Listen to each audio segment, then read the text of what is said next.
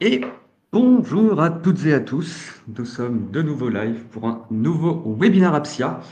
Après avoir fait la dernière fois quelque chose sur Microsoft, nous sommes cette fois-ci sponsorisés par notre partenaire SAP et nous allons réaliser cette fois-ci un live 100% finance intitulé donc la TVA sur marge, ce que vous n'avez jamais osé demander à votre ERP. Donc, bien entendu, un très, très gros focus sur la TVA et justement comment la TVA sur marge est différente de la TVA classique, tout ce que vous allez pouvoir en tirer et bien entendu, comment essayer d'adapter votre ERP à ce type de problématique. Très rapidement, un agenda du jour. Donc, on va bien sûr commencer très rapidement la présentation des intervenants et de leur savoir-faire, surtout celui de Benjamin présent avec moi. On va ensuite, bien entendu, définir un peu le concept de la TVA sur marge, donner ses caractéristiques, etc. Bien comprendre la notion, l'étayer ensuite par des calculs, bien entendu, parce qu'on est là aussi pour faire un peu plus de pratique. On va ensuite étendre, bien entendu, tout ça à un cas pratique et bien sûr quelques explications aussi, notamment sur notre partenaire SAP. Et donc, pour commencer la présentation des intervenants, je suis donc Thomas Le Sueur, je suis de l'équipe marketing de chez Apsia. Apsia qui est donc un intégrateur principalement de solutions ERP et CRM. Donc là, ce sera plus l'ERP qui sera au goût du jour. On est donc partenaire, comme je disais, de plusieurs éditeurs, à savoir Microsoft, Cegid et SAP, avec encore une fois un point de focus aujourd'hui sur SAP. Mais si jamais vous êtes tributaire d'autres éditeurs, bien sûr, nous pourrions aussi avoir la réponse à votre problème. Suffisamment parlé de moi ou d'Apsia, je laisse la parole maintenant à Benjamin Kadosh, notre expert finance et SAP pour aujourd'hui. Merci Thomas. Donc moi c'est Benjamin effectivement. Donc je suis consultant SAP chez Apsia. Moi ça fait à peu près 8 ans que je travaille sur les solutions SAP. Donc j'accompagne les clients sur leurs projets d'intégration sur SAP ou dans leur support quotidien sur la mise en place d'améliorations ou de réponses à leurs diverses problématiques. Je m'occupe principalement des processus d'achat et de vente. Donc notamment la partie taxe TVA. Et donc voilà, donc aujourd'hui je vais essayer de justement, comme l'a dit Thomas, présenter le sujet et essayer de vous donner des clés sur la gestion de la TVA sur marge qu'on va présenter là avec SAP. Alors, comme d'habitude, les règles de ce webinaire. Alors, pas de sondage prévu aujourd'hui, puisque par contre, nous aurons un livre blanc qui interviendra sur ce sujet dans peu de temps, que je pense on enverra par mail à tous les participants. Ce sujet est assez nouveau, on va être très clair, hein. Il est à l'étude chez Apsia, donc pas depuis hyper longtemps, on verra pourquoi, hein, parce qu'il est dans la mouvance justement de la mode. Donc n'hésitez pas à utiliser le chat si vous avez des questions. Je ne garantis pas qu'on aura 100% des réponses, mais dans le pire des cas, nous irons faire les recherches si besoin. Si je vois que la question s'imbrique bien dans le cours du webinaire, j'essaierai d'interrompre Benjamin de manière intelligente pour pouvoir y répondre. Dans le pire des cas, pour pas forcément couper le flow, ou si je vois que ça revient sur des parties précédentes, etc., on a prévu 5 minutes à la fin, bien entendu, pour répondre à toutes les questions. Mais donc voilà, n'hésitez pas, on a conscience que le sujet est vraiment nouveau. Les clients auxquels on en parle sont souvent pas au courant. On imagine que normalement les questions sont nombreuses. Et justement, on va pouvoir rentrer dans le vif du sujet sur justement la TVA sur marge. C'est quoi? C'est quoi sa définition et sur justement quel type de bien il va pouvoir s'appliquer? Benjamin, à toi la parole. Ouais, alors la TVA sur marge, qu'est-ce que c'est? Donc c'est un régime particulier qui s'applique à certains biens revendus sans TVA déductible à l'achat. Donc par exemple, justement, on va retrouver des exemples ici. Ça va concerner les biens d'occasion comme des vélos électriques reconditionnés ou des voitures d'occasion ou tout type d'objets d'occasion revendus. Donc le sens de ce régime de TVA particulier, c'est de répondre aux besoins donc, des assujettis revendeurs, c'est-à-dire les assujettis qui achètent des biens dans le but clair de les revendre. Donc ça va concerner des négociants en biens d'occasion, comme pour le reconditionnement de vélos électriques, comme j'ai dit auparavant. Donc concrètement, avec ce régime, au lieu de payer la TVA sur le prix total de la vente, en fait, vous allez payer la TVA uniquement sur la marge réelle effectuée entre le prix d'achat et le prix de revente, et non sur la totalité. Ok, donc si je résume, parmi nous devraient être présents principalement à ce webinaire des gens dont l'activité effectivement rachète des biens d'occasion. On pense par exemple, une des références d'Apsia Back Market sur le sujet, hein, on achète des téléphones à des particuliers et on les revend ensuite à d'autres particuliers. Là, bien entendu, la TVA sur marge peut s'appliquer, c'est bien ça? Ouais, tout à fait. Donc, ça fait vraiment sens pour ce type d'activité. Où effectivement l'entreprise achète des biens à des particuliers, et donc le bien a déjà été taxé une première fois. Donc le but de ce régime, c'est que le bien ne soit pas taxé à chaque revente. Donc voilà pourquoi ça a été créé, et voilà pourquoi c'est utile, ouais, effectivement. Et on comprend pourquoi le sujet est un peu novateur, puisque c'est vraiment dans l'air du temps, comme on dit, de faire de l'achat-revente et de donner un peu une seconde vie aux objets, ce qui en plus rentre parfaitement dans les guidelines RSE. Donc pour le coup, voilà, il y a un double avantage sur vos prix d'achat, de revente, etc. Et bien entendu sur votre capacité RSE. Alors, j'imagine, comme dans toute nouvelle loi de finances française, etc., il y a des conditions souvent compliquées à respecter. Est-ce le cas ici, par exemple? Alors oui, alors c'est bien encadré, évidemment. Donc pour être éligible à ce régime, bien évidemment, il faut que le bien soit d'occasion, qu'il soit acheté sans TVA déductible, donc c'est-à-dire soit auprès d'un particulier, soit d'une micro-entreprise, soit d'un revendeur sur marge, justement, et que le revendeur soit assujetti revendeur, donc qu'il ait fait la demande et qu'il soit éligible à cette réglementation. D'accord, donc je suppose qu'il y a des critères d'éligibilité pour être justement assujetti au revendeur. Alors, à mon avis, ça doit être Ouais, tout à fait. un dossier administratif, quelque chose comme ça, souvent, comme pour être référencé sur ce genre de choses. Donc voilà, il y a quand même un minimum de démarches à faire. Il y a un certain type de biens à cibler. Mais tout ça nous offre justement la possibilité, donc si je comprends bien, d'appliquer la TVA sur marge. Je vérifie quelques petites secondes que nous n'ayons pas encore de questions. A priori, le cadre légal semble plutôt compréhensible. Magnifique. Passons maintenant à la pierre angulaire de ce type de contenu.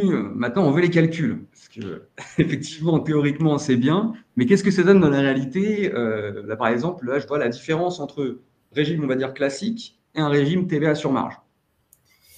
Ouais, donc imaginons un professionnel qui, par exemple, achète une voiture d'occasion, donc à un particulier, pour 10 000 euros. Donc prix d'achat initial sans TVA, déductible, 10 000 euros. Puis plus tard, il va revendre cette même voiture donc, pour 12 000 euros TTC. Donc la marge de TTC donc, est de 2 000 euros. Donc si on était sur le régime classique, on paierait donc la TVA collectée sur 20% du prix hors taxe, donc ce qui serait ici 2 000 euros.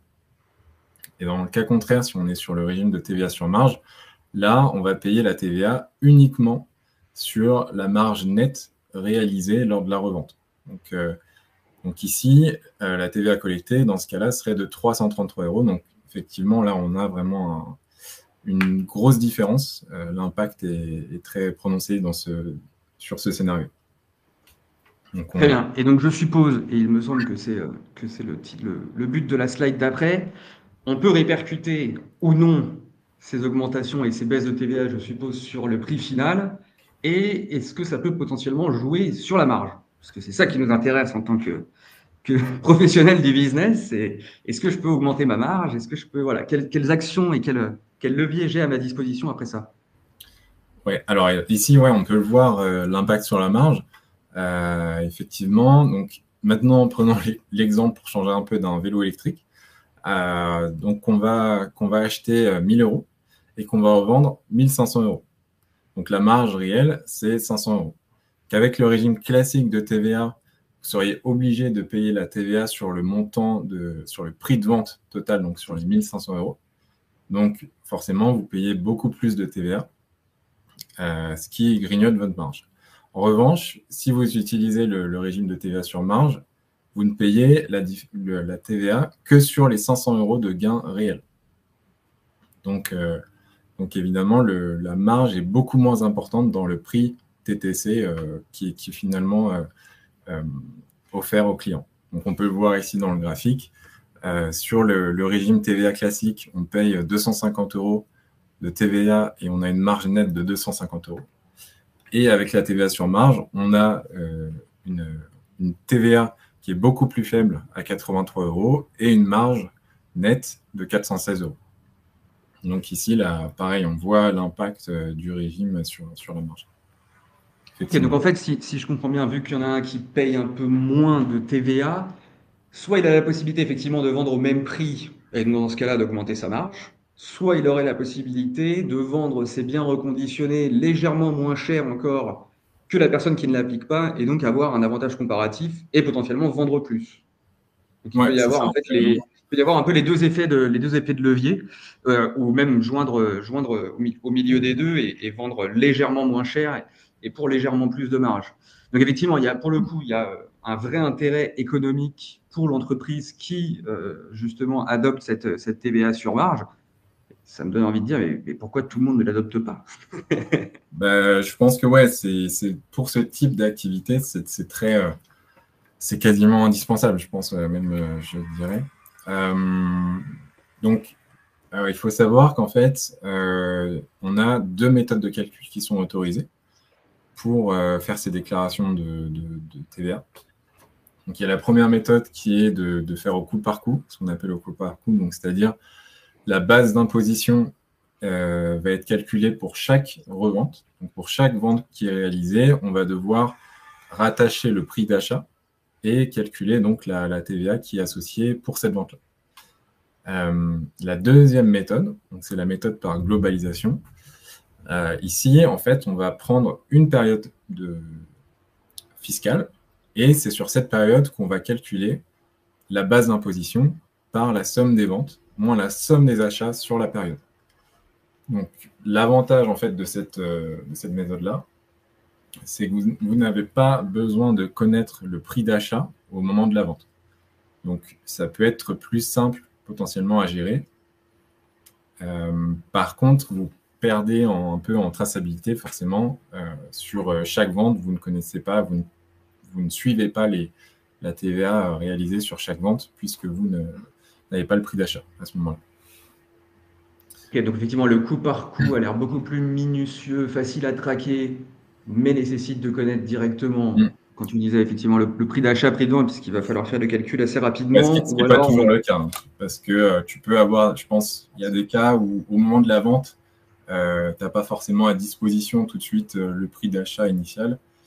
Donc, dans ces cas-là, effectivement, la globalisation peut être plus simple à mettre en œuvre. Ok, et on fait la globalisation, c'est quoi? C'est une fois dans l'année, c'est ça si je... C'est une fois, non, c'est une fois par période fiscale. Donc, si tu déclares une fois par mois, Ok, il va falloir faire ce petit travail-là une fois par mois. ok, très bien. Alors je regarde très rapidement si les méthodes de calcul ont suscité potentiellement des interrogations, mais on a l'air plutôt pas mal pour le moment. Alors, effectivement, on voulait mettre en avant un type de solution et un type d'éditeur pour ce webinaire sur la TVA sur marge. Donc, on avait choisi, bien entendu, SAP. SAP chez nous, c'est bien entendu SAP Cloud ERP. Et alors, pourquoi on voulait mettre en avant justement SAP? Tout simplement parce que ça reste l'un des l'un des leaders sur le marché des ERP, qu'ils sont aussi très très forts dans leur implémentation en mode standard. C'est-à-dire que vous allez souvent, voilà, quand on parle de calcul en finance, de choses comme ça, hein, ceux qui ont déjà des ERP à la maison connaissent. C'est du DFP, c'est des choses qui sont assez complexes à mettre en place, qui vont nécessiter des partenaires, des audits, des choses comme ça.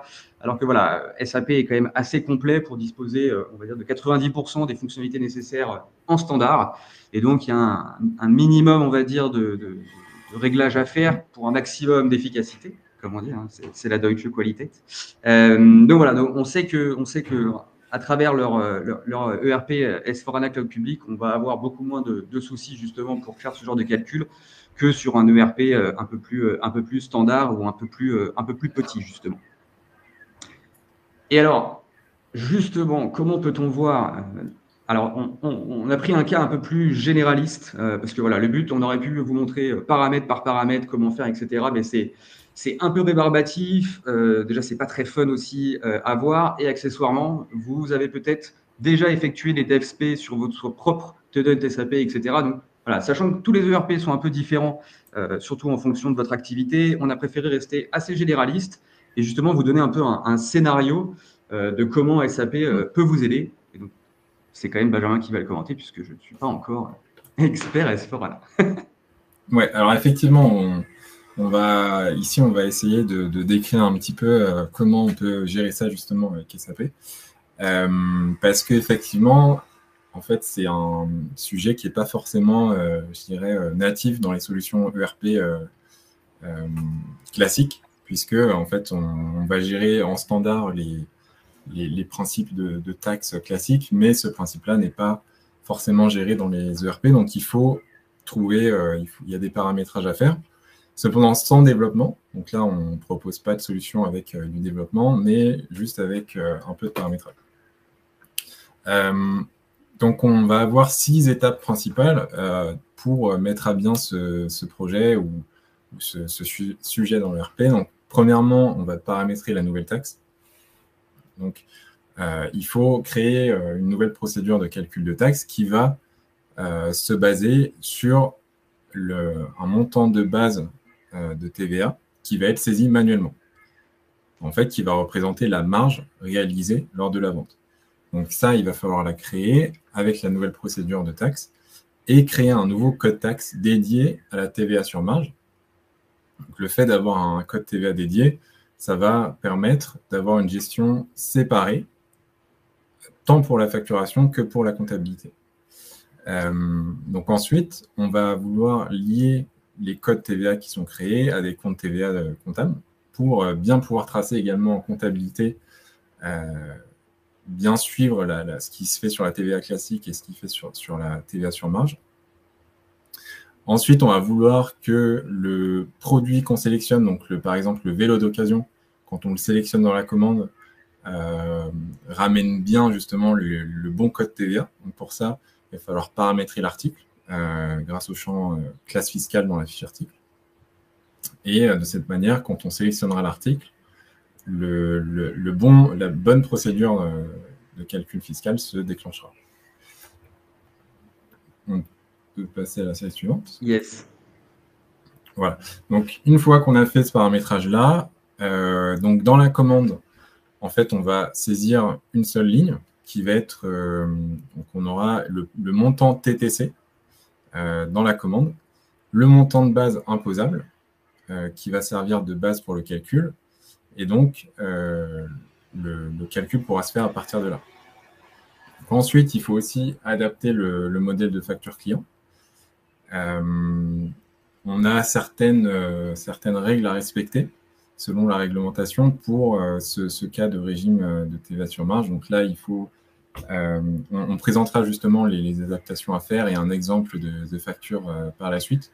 Donc là, SAP va sortir le modèle de facture client avec les adaptations qui correspondent, grâce à des règles conditionnelles, donc sans développement. Et ensuite, pour finir, il faut bien sûr tester tout ça. Donc, on va à la fois tester le process achat, tester les ventes, les écritures et le rendu facture. Voilà, avec tout ça, on peut mettre en place cette solution-là. Donc là, justement, on en parlait tout à l'heure. On va parler de la facture, justement. On va garder la slide d'avant pour la synthèse de la fin. Tout à fait. Donc là, c'est pour présenter un petit peu la facture donc, ajustée qui va sortir de SAP. Donc en fait, dans la réglementation, ce qu'il faut modifier par rapport à une facture classique, c'est que les montants de TVA et les taux de TVA ne doivent pas être affichés. Donc ça, on peut le voir sur le document donc, qui ne sont pas affichés. Et il faut faire apparaître la mention. C'est un régime particulier pour les biens d'occasion. Et voilà. Et donc là, ces éléments-là doivent être ajustés. Et lorsqu'on a donc ce type de produit d'occasion, il faut que ce modèle de facture soit sélectionné par le paramétrage dans SAP. Très bien. Alors comme ça, on a même ce qui ressort de l'outil directement. Et on repasse à la case d'avant, justement, pour avoir, alors, on a vu le côté définition, mention légale, obligation, etc. Ça, c'est forcément, hein, toutes les lois françaises viennent avec ce lot d'admin, comme on dit. On a vu un petit peu comment ça se paramétrait, justement, dans SAP. Et bien sûr, si vous voulez en voir plus par la suite, on vous invite à nous contacter pour faire peut-être une démonstration plus approfondie, mais qui était un peu complexe à effectuer en live comme ça devant tout le monde. Donc, on va essayer un peu de synthétiser tout ça justement en prenant une sorte de cas d'étude assez simple, mais qui passe justement par toutes les fameuses étapes de l'achat du bien d'occasion jusqu'à la déclaration de TVA et la fameuse facture que nous avons vue précédemment. Ouais, donc voilà, donc pour mieux bien comprendre comment ça fonctionne, je vous propose de prendre un petit cas concret. Donc on va regarder le parcours d'un bien d'occasion. Donc la première étape, on va acheter donc un vélo à un particulier donc pour 1 000 €. Comme le vendeur n'est pas assujetti à la TVA, la facture ne contient pas de TVA, donc le bien est stocké à son coût réel, sans TVA récupérable. Donc, en deuxième étape, il faut qu'on paramètre l'article dans SAP d'occasion. On va rattacher donc l'article, comme on a dit précédemment, à la classe fiscale pour les produits d'occasion. Ça se fera dans la fiche article. Et ça permettra que lors de la vente, le bon code fiscal soit récupéré. Ensuite, on va créer une commande client. Par exemple, on va revendre le vélo pour 1 500 € hors taxe. Donc, dans SAP, on va récupérer donc l'article qu'on a créé juste auparavant et qui va déclencher le bon code fiscal. Donc ensuite, il va se faire le calcul. On va devoir saisir la marge nette dans le champ dédié. En fait, la marge nette servira de base pour le calcul de la TVA. Donc c'est simplement qu'à ce moment-là, il faudra avoir le prix d'achat. Donc si on est sur la méthode coup par coup, il faudra avoir le prix d'achat pour pouvoir calculer la marge nette ici. Ensuite, SAP va faire les calculs classiques de TVA sur marge. Il va calculer que la marge, donc ici, la marge est de 500 €. C'est ma base d'imposition. Donc mon montant TTC sera de 1 600 €. C'est inscrit donc dans la facture. Ensuite, on va émettre la facture comme on l'a vu tout à l'heure, donc avec la mention obligatoire, toutes les choses qui vont bien. Il ne faut pas afficher donc les montants de TVA et le taux de taxe. Donc tout ça sera ajusté sur le formulaire. Et donc pour terminer, on termine avec la déclaration de TVA. Donc ça, en fin de période, le module de TVA génère la déclaration. Et donc les 100 € qui ont été calculés sur base de la marge, vu qu'on a les bons codes taxes qui ont été paramétrés et utilisés auparavant, sont automatiquement reportés dans la déclaration, dans la case CA3. Donc là, on termine un cas de TVA sur marge. On est conforme, on a notre déclaration de TVA, notre facture est conforme, donc là, on a tout ce qu'il faut pour ce cas. Magnifique. Et on paye moins cher en TVA. À nous de savoir si on veut le répercuter sur le prix final pour le consommateur, bien entendu, ou si jamais on veut encaisser un peu plus. Très bien. Donc, du coup, on a vu un peu l'histoire au complète, hein, comme je disais, donc de l'achat du bien d'occasion jusqu'à la déclaration, sans forcément montrer toutes les étapes intermédiaires qui s'automatisent dans l'outil. Donc, on l'a vu tout à l'heure, c'est quelque chose d'assez nouveau. Certains outils en standard ne permettent pas de le faire. Est-ce que selon toi, là, ce serait plus, on va dire, théoriquement, est-ce que tu penses que c'est viable de suivre ce genre de choses sans outils automatisés comme un gros ERP, etc.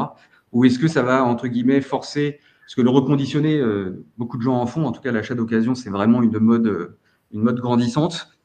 Ça m'a l'air quand même assez complexe. Si c'est pas standard dans tous les ERP, est-ce que ça va être faisable à la main ou est-ce que ça veut dire que toute entreprise, entre guillemets, qui fait du reconditionné et qui souhaite faire de la TVA sur marge, va in fine devoir s'équiper d'ERP nouvelle génération qui permettent ces calculs-là? Je n'ai jamais fait de compte moi-même, hein, donc c'est pour ça. Oui, bien sûr. Non, mais après, il y a la méthode par globalisation qui est plus simple, qui permet simplement, à partir de la comptabilité, de faire ces déclarations, heureusement.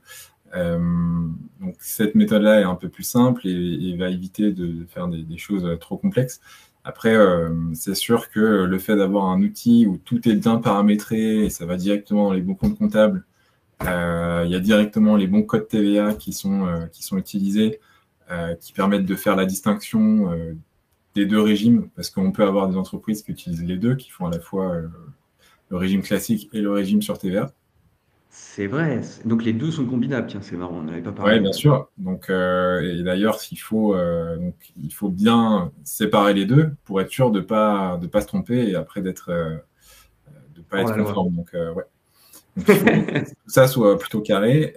Donc, le fait d'avoir un outil, justement, qui cadre tout ça, je pense qu'on peut faire sans, mais c'est quand même très, très appréciable et ça permet d'éviter Et un les gain de temps, complicités. un gain de temps net et précis, si je comprends bien.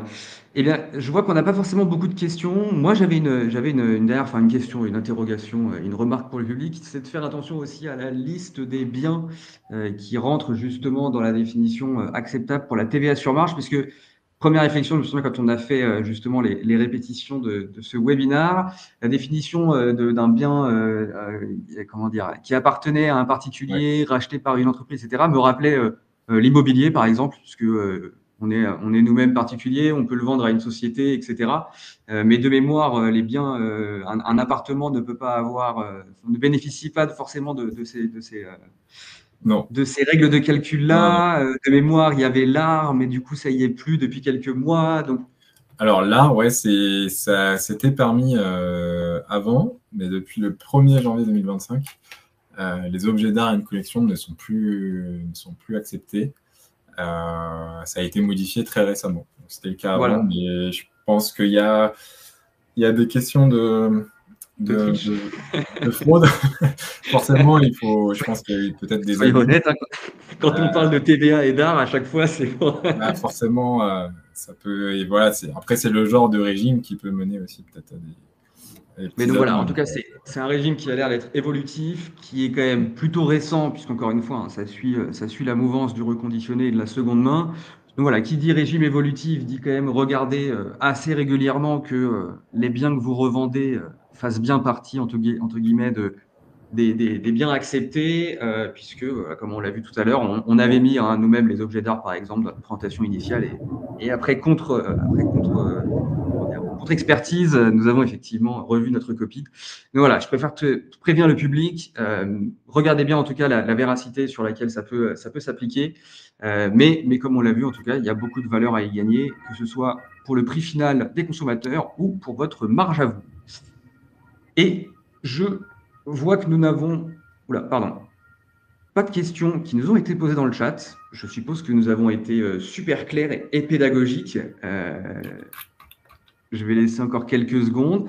Écoutez, si on n'a pas plus de questions que ça, on vous donnera rendez-vous pour le prochain épisode. Nous n'avons pas encore prévu de webinar chez Apsia parce que c'est les vacances et votre présentateur préféré va se reposer un peu. Mais je pense on va reprendre notre cycle à partir de septembre. Donc voilà, on se donnera rendez-vous en septembre pour de nouveaux lives avec un rythme comme d'habitude d'au moins un par mois. Merci Benjamin, en tout cas, pour ta participation Merci et pour tes encore. recherches effectuées sur ce sujet. J'ai hâte qu'on le déploie chez la totalité de nos clients qui font du reconditionné si ce n'est Carrément. pas déjà fait. Et pour ceux qui étaient présents dans le public et qui font du reconditionné et qui n'ont peut-être pas encore de RP, eh bien, n'hésitez pas à nous shooter un message et on se fera avec plaisir. D'ailleurs, ce sera sûrement avec Benjamin ou Fabien qui aurait potentiellement fait ce webinaire aussi avec moi, qui répondront à votre demande. Ah, j'ai un message qui arrive. Eh ben voilà, top, merci, c'était très clair. Je suis ravi, au moins on sait que c'était pédagogique. Merci à toutes et à tous et une très bonne journée à vous. Bonne journée.